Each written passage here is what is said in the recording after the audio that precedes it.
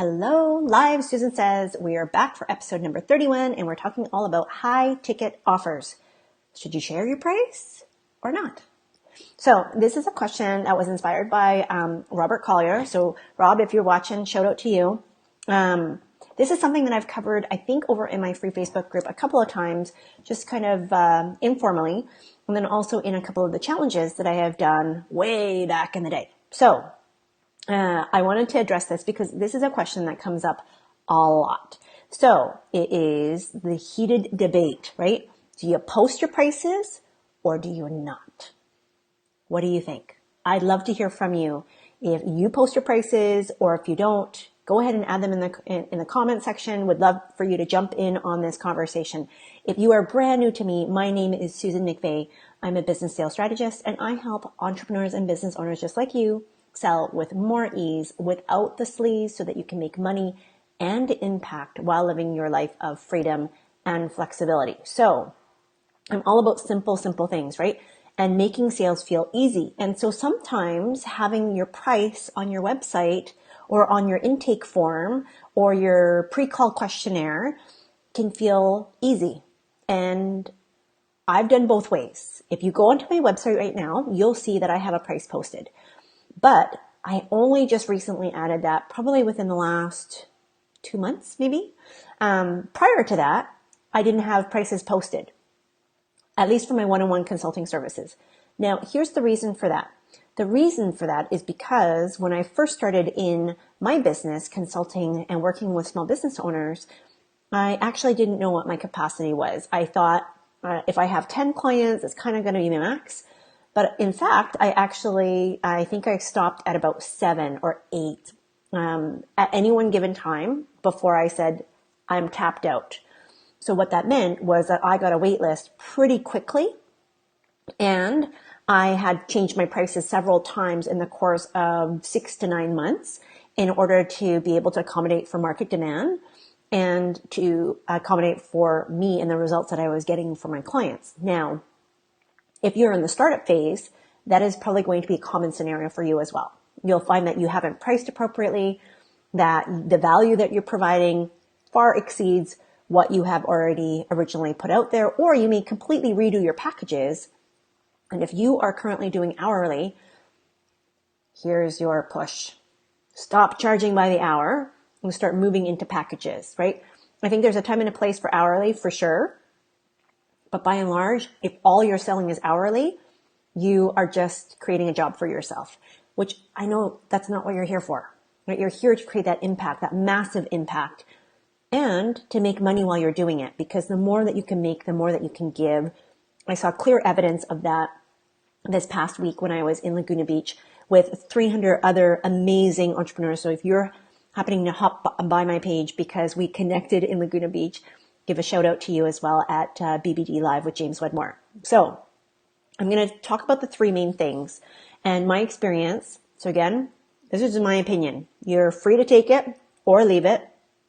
But because this question comes up a lot, I wanted to be able to provide my perspective, just given my corporate background, where a lot of prices are posted, and what we did in order to be able to better navigate and negotiate with our higher value clients in order to still have a meaningful conversation behind closed doors for folks. Because that's really what it's all about, right? It's not about being secretive with your prices. It's not about like spur of the moment. I have no idea what I'm going to charge, and so I'm not going to post it, because depending on you and your situation, and if you tell me that you own like multiple homes and all of these things, that I'm going to charge you 4 times more than I would charge somebody who comes to me and says, I really can't afford your services, but can you still help me? And you charge them rock bottom prices. That is, for me, unethical. It's not an integrity to all of a sudden switch your price points back and forth in order to accommodate your market, to accommodate your own personal whims, or the fact that maybe you don't have enough confidence in your ability to sell at one particular price point that you want to charge, that your prices are not announced, right? So this is about doing things in a way that feels aligned for your business, your values, your culture, and the mission that you're here to produce. So let's dive in. I would love to hear from you. If you're on here, let me know. Do you currently post your prices? Are they on your website? Are they on your pre-call questionnaire? Or before you have a conversation and start to engage with somebody in a meaningful way where you are potentially helping them get to the solution, which is a service that you sell, that you are giving them a sense of what it is that the cost is going to look like. Do you have that somewhere? So let me know if that's you, or if you are like me when I started and I didn't. And it's not because I was being secretive, but it's because the pace of change for me in my startup a few years back it was too quick for me to keep up. And it wasn't that I was hiding it. It was that I didn't have the ability to I didn't even have a website to post it on. So let me know, right? I'd love to hear where you're at. So let's go through 3 things: pros and cons, which strategy is right for you and your business model, and then why posting prices doesn't always solve the objections, and especially pricing objections, right? Because sometimes we think, if I just post the price, I'm never going to hear I can't afford it. Why that's not necessarily true, okay? So maybe we'll start backwards. So let's start with the biggest one, which is why when you post your prices, it doesn't necessarily mean that people booking the call with you can actually afford what it is that you're offering. So here's the thing. Sometimes people get on the phone because they know that they need help and because they are not yet ready to buy, but they want to make sure that you are a fit for them. Right? There is a small section of the population that likes to research, that needs more time to process information and make decisions. And for women in particular, so if your audience is female-based, you may find that people are going to want to have multiple conversations with you, maybe not directly through your discovery call process or a sales conversation, but they need to have interacted with you in order to get a feel for your style, your coaching abilities, and whether or not they're going to be able to resonate with you. So that means that if you have your prices posted, but that person's earlier on in the buying decision and they're not quite ready yet, that they may say, I can't afford it. That may or may not be a true situation for what they are currently facing, but it really just means they're not ready to buy. Okay. They don't quite have the sense of urgency, and they don't understand the value of what you can deliver, or they're not ready to deliver what it is that you need in order to move forward in such a way that they're going to get the experience and the results that they know you can offer and provide to them. I hope that's making sense. Okay. So I often get this comment that says, well, if I just post it, everybody who hops on a call is automatically at least going to be able to afford my prices. So my answer to that, not necessarily. And this is where it becomes really, really critical that you have complete clarity on who is your ideal buyer. Who is the person that you absolutely want to work with, that would get the best results from you? Who is the one that should be signing that contract with you? Who is the one that you would be so excited and elated over to hear yes on the other side of that conversation, that you are just like, oh my gosh, I hope they say yes, because I would love to be able to support them. Like, what a dream of a person that this individual is. And I would be blessed to be able to support them and serve them with my gifts in the way that is going to best serve them.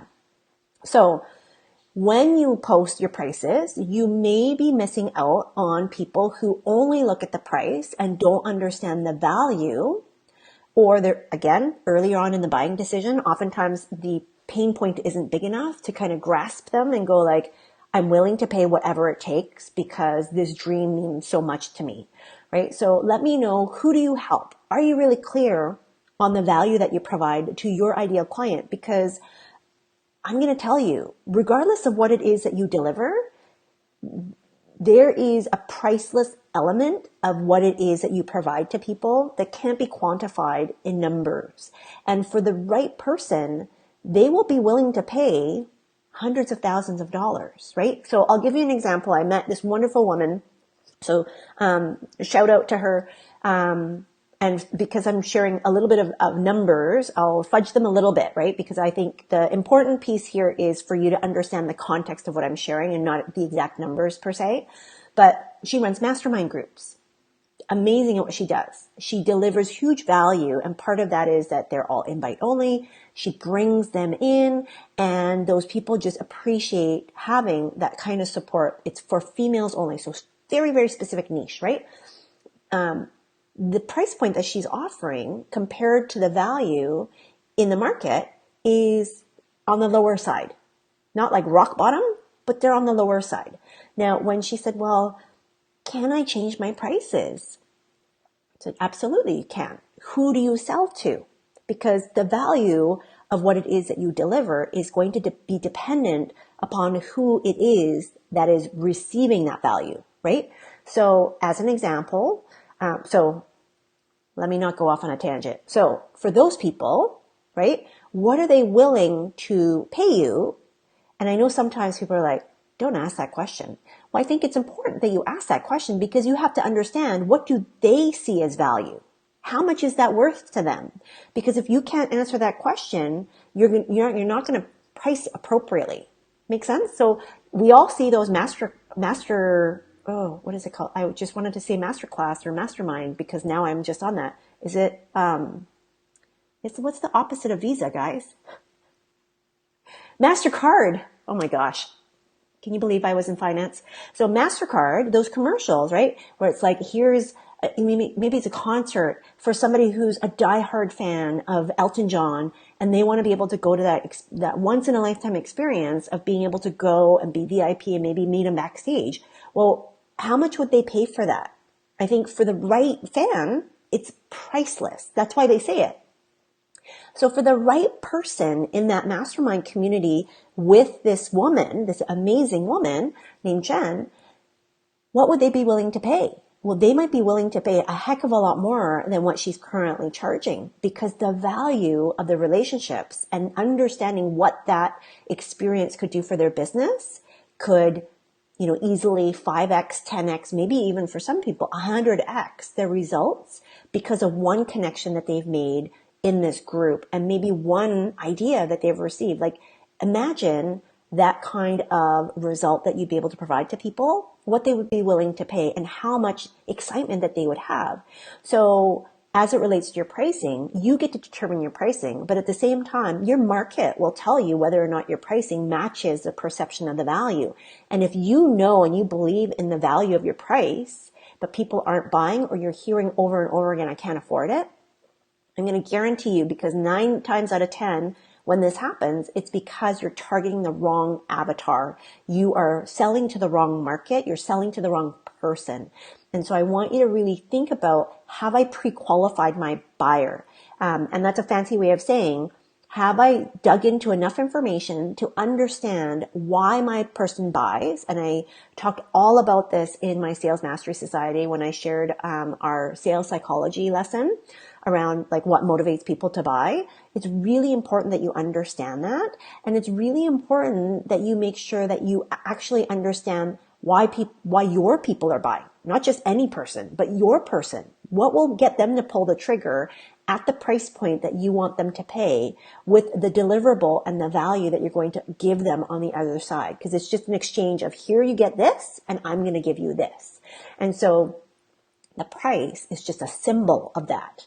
And yes, you can have it posted. So here's the pros and cons. So we're jumping around a little bit, right? So that's why posting the price doesn't eliminate that I can't afford it if you're selling to the wrong market, which I've seen some of you.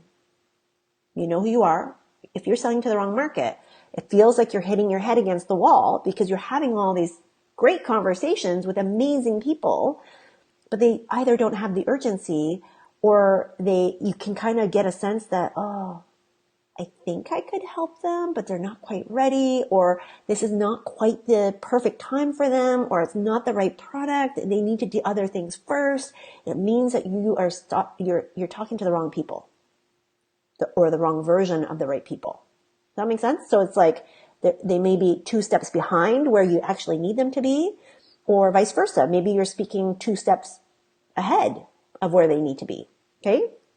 So evaluate that for yourself, because price can be an important indicator of whether or not you're speaking to the right people.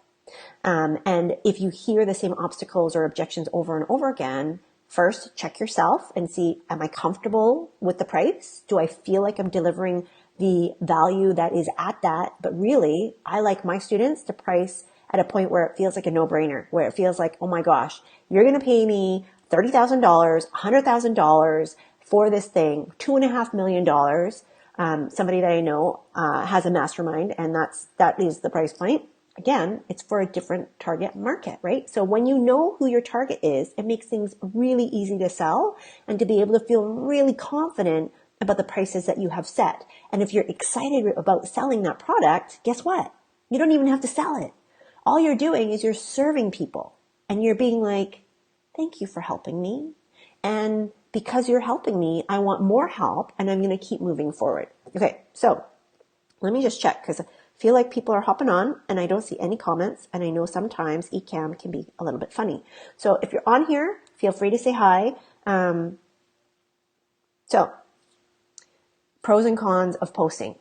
So the pro is that it can help to weed the tire kickers out a little bit, right? So if you have somebody who has generally no idea what your price point could be, or is not familiar with your market, is not familiar with the industry in total, and just has no awareness of what price range could be available, then having even a range, or like starting from $3,000, right, with the different offers that you might have available, can be a really good way of being able to at least identify for people like, wow, okay, my budget is $500 right now, and you're $3,000 starting, like, there's some things that I need to get in order before I can even get there, right?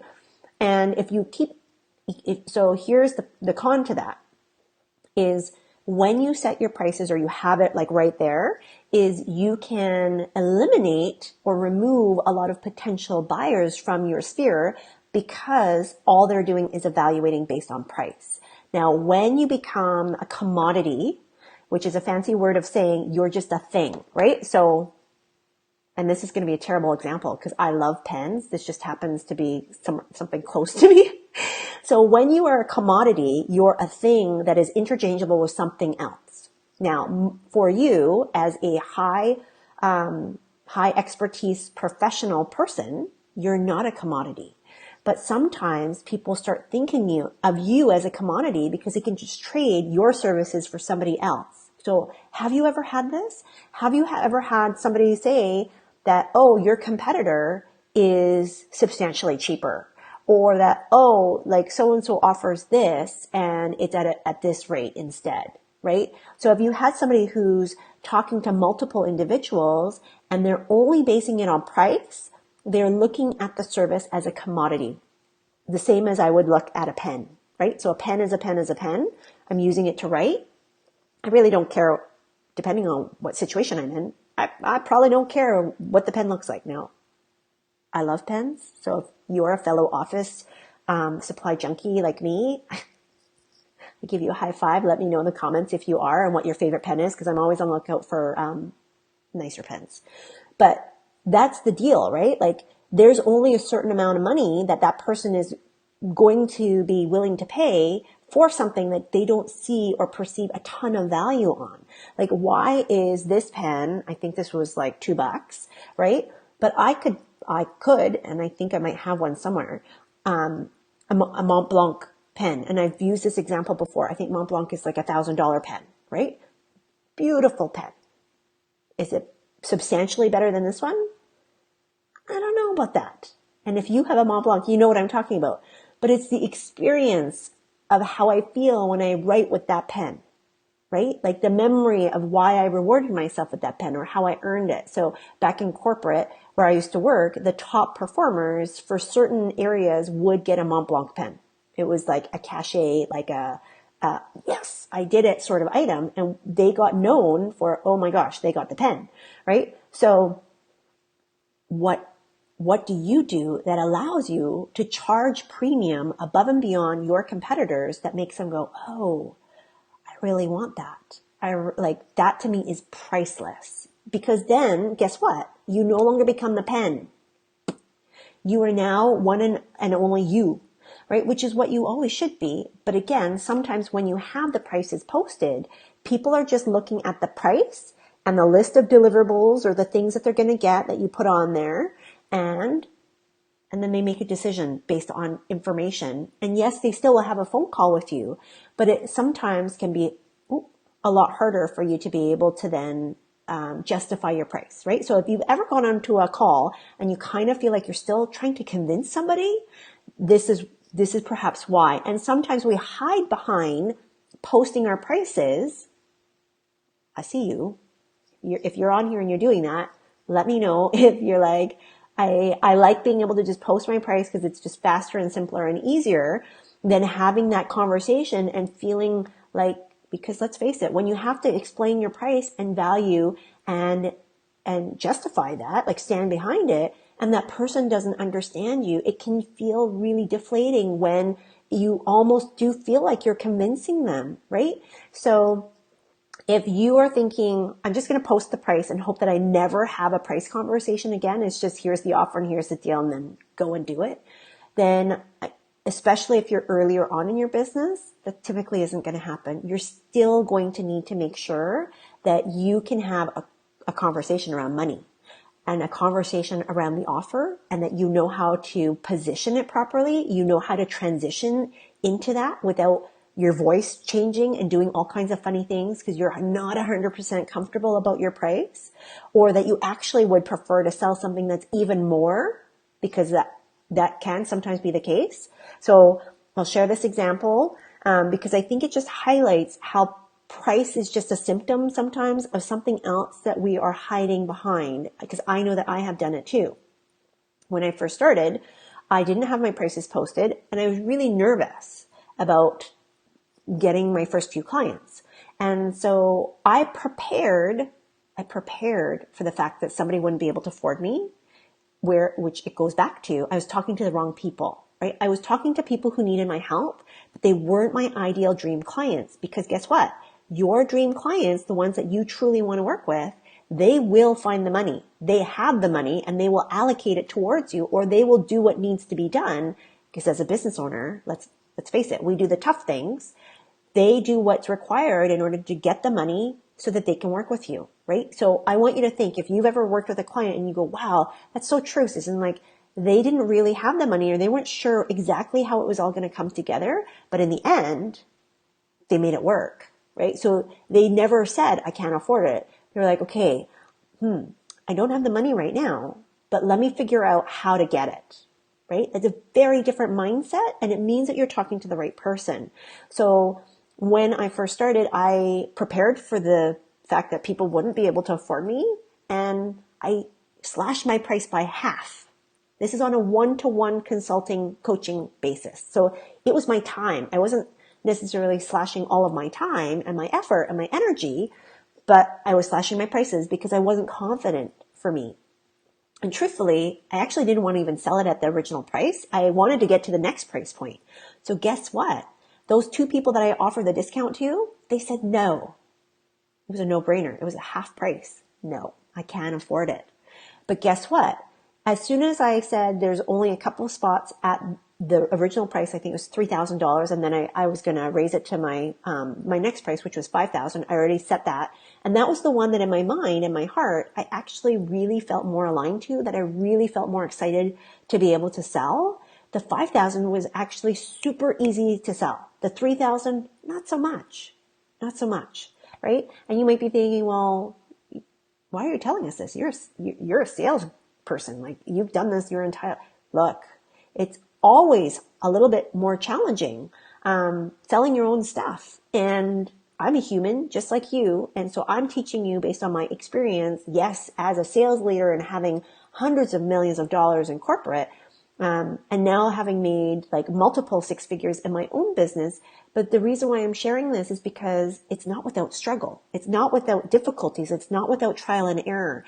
And if you're hiding behind your price because you're hoping that it will save you from these difficult conversations, like me, even though I didn't have my price point set up, but I had already given myself, okay, here's a strategy that I'm going to use. And so if you're posting your price as a strategy so that you can hide behind those difficult conversations and you feel like you're vetting some of those individuals, I'm going to say that, for me, God, for you, maybe universe, is going to show up and show you otherwise, right? So if you've posted your prices and you're like, Susan, what the deal? I still have people booking calls who can't afford me. It's because you're not confident in having those conversations and you need to practice. And you need to understand what you need to say during the sales conversation in the actual step-by-step process, the questions that you can ask. So I can't remember who said, like, the quality of your life is determined by the quality of your questions. If anybody knows the source, drop it below, because I love giving credit to folks, but I can't remember who the person is.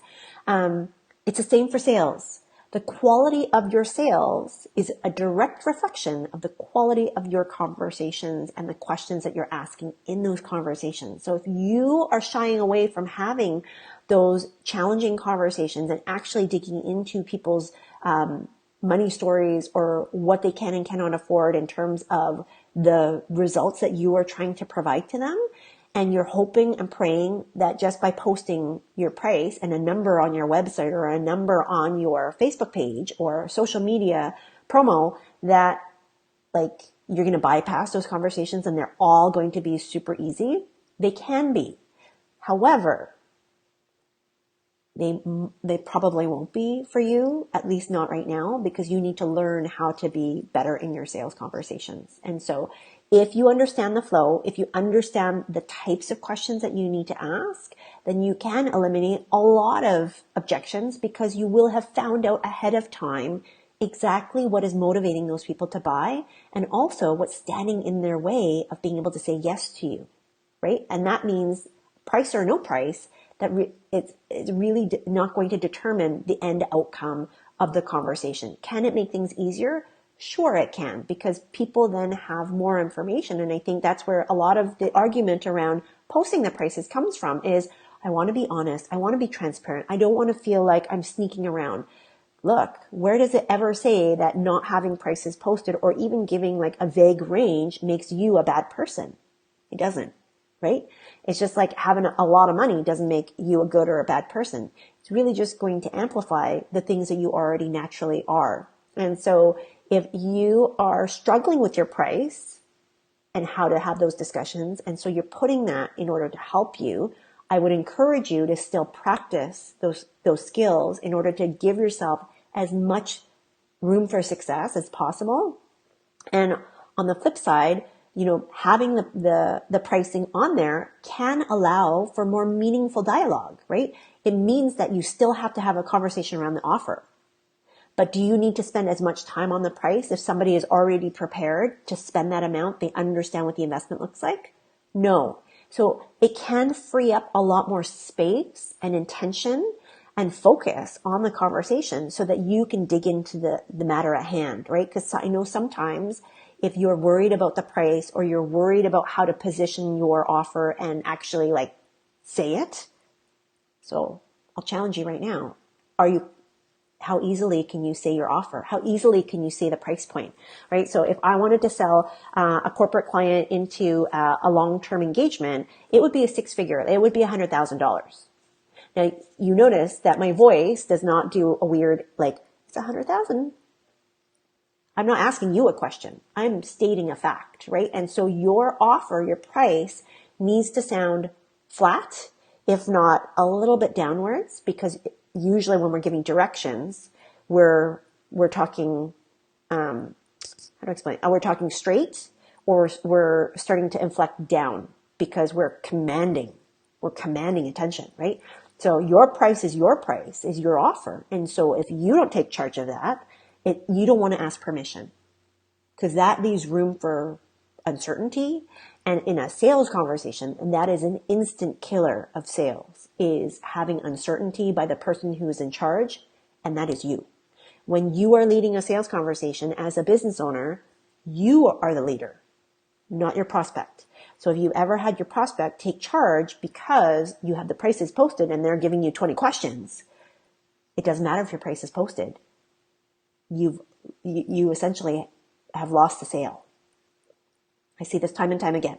So I'm going to relate this back to an example from corporate, okay? Because I think it might help for folks who are like, well, I want it posted, but I do a lot of bespoke or custom, or I'm more free spirited. So I want to still be able to engage in the moment and be able to provide people with what I think is the best fit for them. It might not be something that's listed on my website, Susan. So how do I navigate that? Okay, great question, because I have an idea for you that has come from working back in corporate. So in corporate, all of this was designed to get people in a conversation, because I'm going to tell you what, as an expert, so if you were to go to your doctor, you would never, and we do this all the time, at least I do, so I don't know if you do it, but do you self-diagnose using WebMD and you're like, oh my God, I have cancer, because all of the symptoms that you have could fall under the category of whatever miscellaneous disease that you're looking at, and you're like, oh my God, I'm going to die.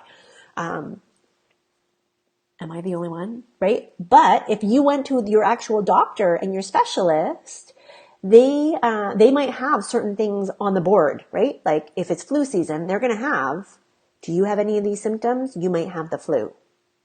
You might have the flu.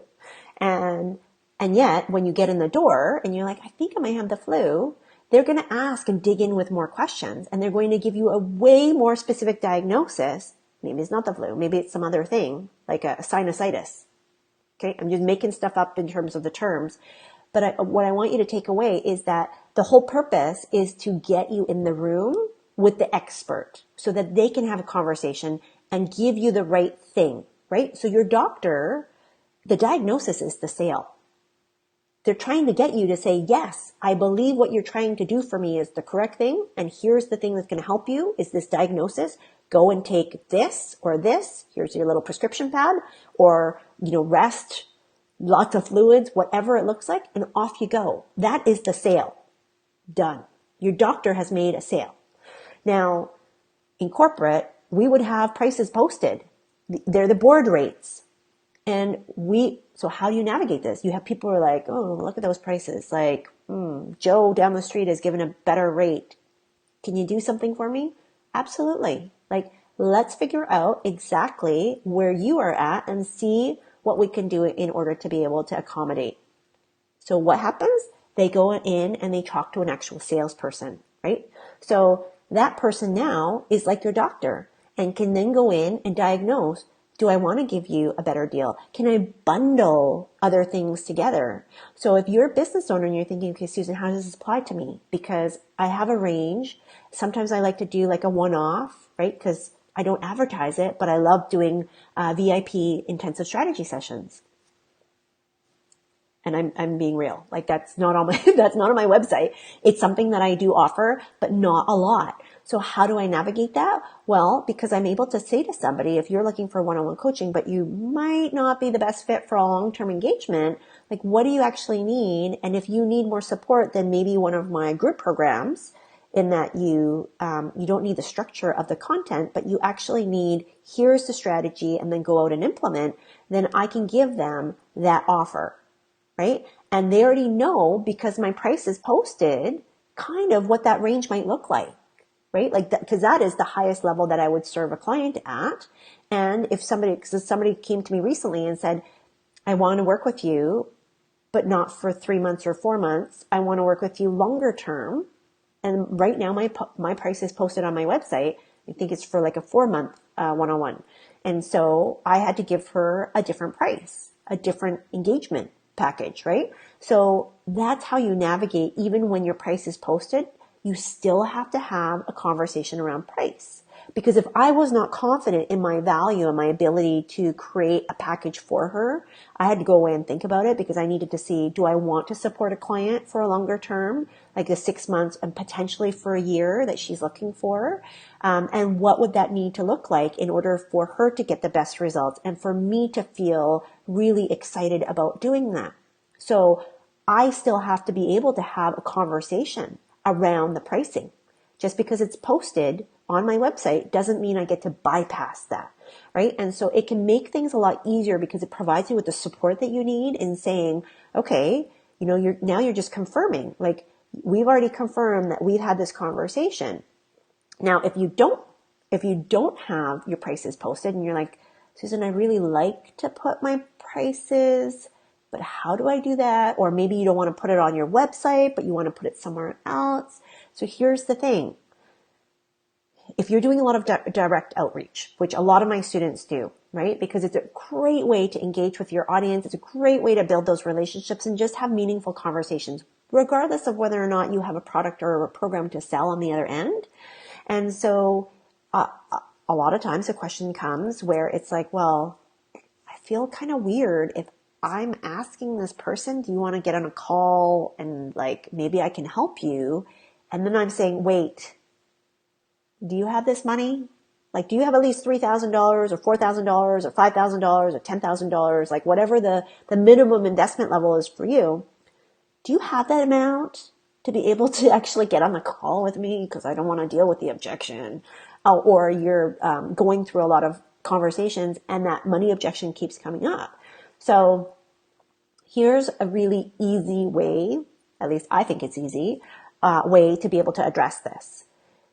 Still do your direct outreach, still allow people and invite them onto your call, and then they will pre-select or self-select on your pre-call questionnaire. So I believe, and I teach all of my students, and this is part of what I give you if you join my upcoming Sell with More Ease group program, I give you my exact template of what I do in my pre-call questionnaire.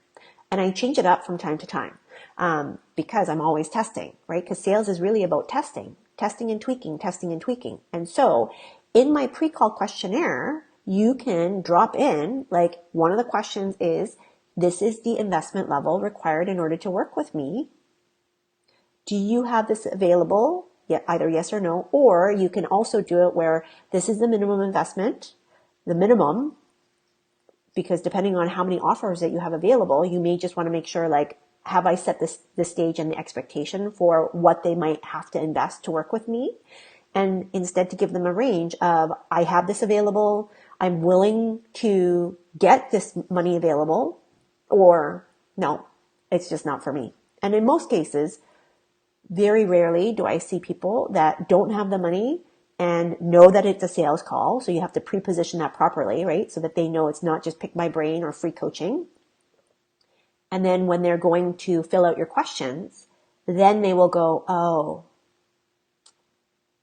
I don't know if this is the best use of my time or their time. Like, I don't want to waste their time because I don't know if this is a fit for me. I don't know if this problem is big enough for me to spend X amount, right? So I always say you want to be a bit cautious doing that because you don't know what motivates people. You never know what somebody is willing to spend money on, and you don't know how bad their situation is. And I would hate for money to be the deal breaker for any situation that you would be able to provide some help and support in. I'm going to tell you, and this is my last piece before we hop off.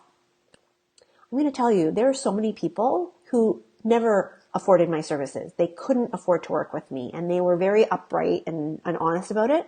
And I got on the phone with them anyways, because there was some way that I could still help them, either by a resource or connection or somebody that I knew. Do I still do all of those now?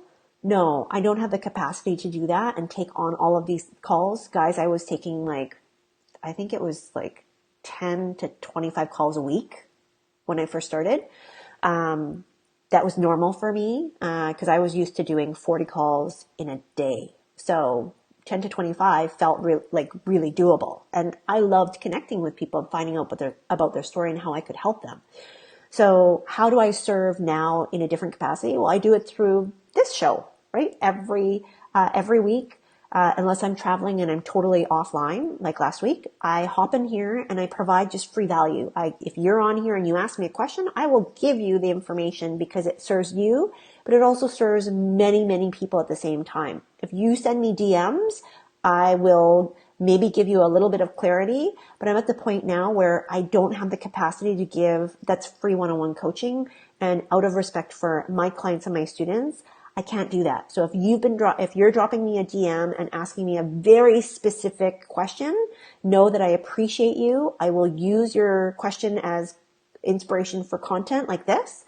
but I can't possibly provide you with that support because it's not fair to my paying clients and my paying students that are paying for that privilege, right? And for me to pay or, have that privilege of being able to support them.